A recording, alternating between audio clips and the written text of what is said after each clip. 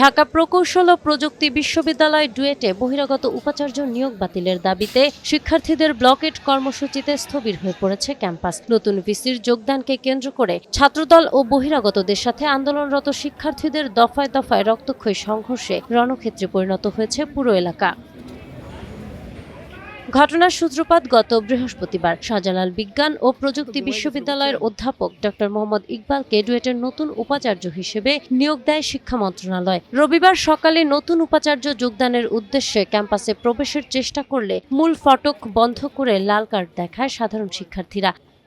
আমরা শান্তিপূর্ণভাবে অবস্থান কর্মসূচি করছিলাম ডুয়েটের গেটের ভিতরে, আমাদের ক্যাম্পাসের একদম অভ্যন্তরে, কিন্তু কিছু হেলমেট বাহিনী আমাদের শান্তিপূর্ণ আন্দোলনের বিঘ্ন সৃষ্টির জন্য আমাদের গেটের ভিতরে আসে এবং আমাদের সাথে তাদের অস্ত্র, ভারী অস্ত্র এবং দেশীয় অস্ত্র এবং ইট পাটকেল নিক্ষেপ করা শুরু করে। কিন্তু বহিরাগত কিছু টোকাই এবং ক্যাম্পাসের ছাত্র দলের ছেলেপেলে এবং প্রশাসন সহ তারা অতর্কিতভাবে আমাদেরকে হামলা চালায় নতুন ভিসিকে ঢোকানোর জন্য। কিন্তু আমরা ছাত্ররা সেখানে সর্বাত্মকভাবে প্রোটেক্ট করার চেষ্টা করি। এতে করে আমাদের প্রায় 30 থেকে 40 জন ছাত্র এখন মেডিকেলের দিকে আছে। তারা সবার মাথা ফেটে গেছে, কারো হাত ভেঙে গেছে, কারো পায়ে লাগছে। আমরা তীব্র নিন্দা এবং প্রতিবাদ জানাচ্ছি। এ সময় ফটকের বাইরে অবস্থান নেওয়া ডুয়েট শাখা ছাত্রদল ও বহিরাগতরা শিক্ষার্থীদের ওপর লাঠিসোঁটা ও ইট পাটকেল নিয়ে হামলা চালায়। উদ্ধার হয় অবিস্ফোরিত ককটেল। পরিস্থিতি নিয়ন্ত্রণে পুলিশ টিয়ার গ্যাস ছুড়লেও ক্যাম্পাসের ভেতরে আগুন জ্বালিয়ে প্রতিরোধ গড়ে তোলে শিক্ষার্থীরা। ছিল আমাদের ডুয়েটে কর্মরত শিক্ষকবৃন্দ থেকে প্রশাসন গঠন করে আমাদের দাবিটি পূরণ করবে, কিন্তু সেই গণতান্ত্রিক দাবিকে যেভাবে সংঘাতে জড়িয়ে আমাদেরকে রক্তাক্ত করা হয়েছিল, সেই জায়গায় আমরা সেই দাবি থেকে কোনোভাবে সরে আসবো না। আমাদের আগের দাবি এখনো থাকবে। বাহিরের এই বিসিকে অবশ্যই প্রজ্ঞাপন বাতিল করতে হবে। আবার নতুন করে আমাদের এখানে কর্মরত যে শিক্ষকবৃন্দ আছে তাদের ভিতর থেকে প্রশাসন গঠন করতে হবে, তবেই আমরা আমাদের আন্দোলন শেষ করব।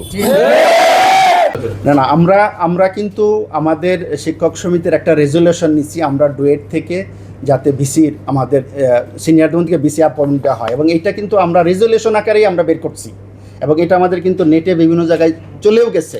প্লাস আমাদের একটা এই রেজুলেশনের আলোকে আমরা একটা বিবৃতি কিন্তু সরকারের বিভিন্ন লেভেলে আমরা চিঠির মাধ্যমে পৌঁছানোর চেষ্টা করছি, কিন্তু এরপরে আসছে অফিস অর্ডারটা আসছে আর কি। রেজুলেশন মানে অল মেম্বার রেজুলেশন, এখানে কিন্তু দ্বিমত করার কিছু নাই, এবং কেউ একজন দ্বিমত না করলে সে প্রেজেন্ট ছিল না, সে যদি দ্বিমত করে ওই দ্বিমতে কিন্তু কিছু আসে যায় না।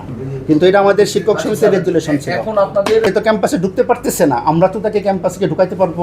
এই সংঘর্ষে 7 জন পুলিশ সদস্য এবং 18 জন সাধারণ শিক্ষার্থী গুরুতর আহত হয়েছেন। ঘটনার পর থেকে ক্যাম্পাস জুড়ে থমথমে পরিস্থিতি বিরাজ করছে। সোমবার সকাল থেকে বিশ্ববিদ্যালয়ের সবগুলো ফটক বন্ধ করে পাহারায় বসেছেন শিক্ষার্থীরা। ছাত্রদল নেতাদের স্থায়ী বহিষ্কার, ক্যাম্পাসে ছাত্র রাজনীতি নিষিদ্ধ ও আহতদের চিকিৎসা খরচ বহন, এই 3 দফা দাবিতে চলছে বিক্ষোভ মিছিল। আজকে 18 জন আহত হয়েছে, তার মধ্যে 12 জনের অবস্থা আশঙ্কাজনক। তারপরে বেশি খারাপ হলো আপনার 3 জনকে পাঠাইছে, আরেকজনের অবস্থা এখন ভালো না, ওকে এখন পাঠাতে হবে। আন্দোলনকারীরা বলেন যে ভিসির কারণে শিক্ষার্থীদের রক্ত ঝরেছে, তাকে ডুয়েটে ঢুকতে দেয়া হবে না। শিক্ষক সমিতির দাবি মেনে অভ্যন্তরীণ কোনো অভিজ্ঞ সিনিয়র শিক্ষককেই উপাচার্য করার দাবি তাদের। এদিকে পুলিশ জানিয়েছে এই ঘটনায় তাদের পক্ষ থেকে মামলা দায়েরের প্রস্তুতি চলছে। বিশেষায়িত এই প্রকৌশল বিশ্ববিদ্যালয়ের শিক্ষা পরিবেশ রক্ষায় বহিরাগত ভিসি নিয়োগের সিদ্ধান্ত পুনর্বিবেচনা করে দ্রুত সংকট নিরসনের দাবি সংশ্লিষ্টদের। নাহার বৃষ্টি, টাইমস টুডে।